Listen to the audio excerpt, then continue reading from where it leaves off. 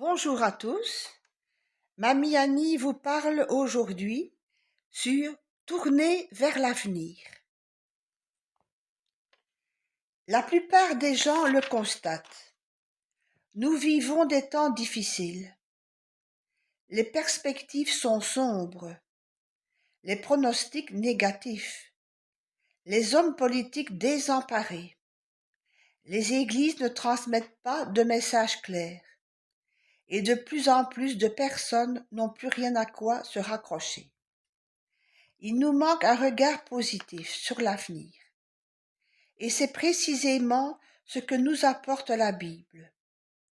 Certes, la fin des temps s'accompagnera de son lot de tribulations.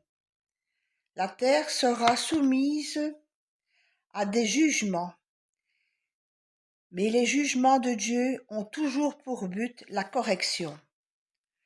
Ils ont des fins éducatives. Le but ultime de Dieu n'est pas la destruction, mais la mise en place de quelque chose de nouveau. Un jour, tous les royaumes de ce monde seront remis à Jésus. Psaume 2 ou l'Apocalypse 12 à 10. Le maître actuel du cosmos, Satan, sera lié et enfermé. Dieu dit: Voici, je fais toutes choses nouvelles. Apocalypse, chapitre 21, verset 5. Voici, je fais toutes choses nouvelles. Les 7 choses nouvelles que Dieu va créer. Premièrement, un nouveau ciel. Apocalypse 21, verset 1. Deuxièmement, une nouvelle terre. Apocalypse 21, verset 1. Troisièmement, une nouvelle ville. Apocalypse 21, verset 2. 9 à 23. Quatrièmement, de nouvelles nations. Apocalypse 21, 24, 27. Cinquièmement, un nouveau fleuve. Apocalypse 22, verset 1. Sixièmement, un nouvel arbre. Apocalypse 22, verset 2. Septièmement, un nouveau trône. Apocalypse 22, versets 3 à 5.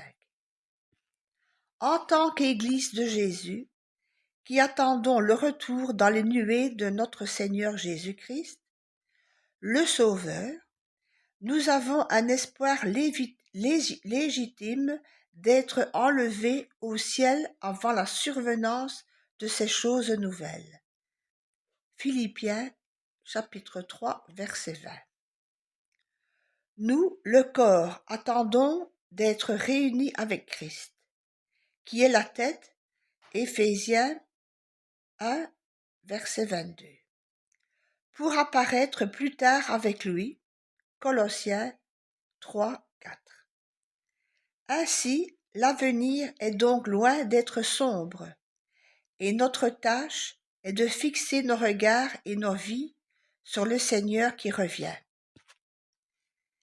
Quelqu'un a dit un jour: si tu es dans le pétrin jusqu'au cou, il est très important de ne pas baisser la tête. En parlant de la fin des temps et des événements qui l'accompagneront, notre Seigneur Jésus ne nous a pas ordonné de baisser la tête. Déprimé, mais il nous a demandé de relever la tête, dans l'attente de son retour, qui nous apportera la rédemption. Luc 21, 28 ou 2 Pierre 1, 19. Notre monde n'est pas livré aux forces autodestructrices, aux influences environnementales ou aux machinations d'une société sans Dieu. Notre monde a été créé par Jésus-Christ et il dirige toutes choses par sa parole puissante. Hébreux 1, versets 2, 3. C'est à l'Éternel qu'appartient la terre avec tout ce qu'elle contient, le monde avec tout tous ceux qui l'habitent. Psaume 24, 1. Ce monde appartient à Dieu et il le mène vers le but qu'il a défini. Et cela doit être proclamé. Relevons nos têtes et tournons nos regards vers l'avenir. Continue d'avancer les yeux fixés sur l'auteur et le consommateur de la foi. Hébreux 12, verset 2. Voilà. Amen. Et la petite pensée du jour, avec Yeshua, Jésus, nous n'avons plus de passé, mais seulement un avenir. Alléluia. Soyez tous bénis et éclairés par le Seigneur.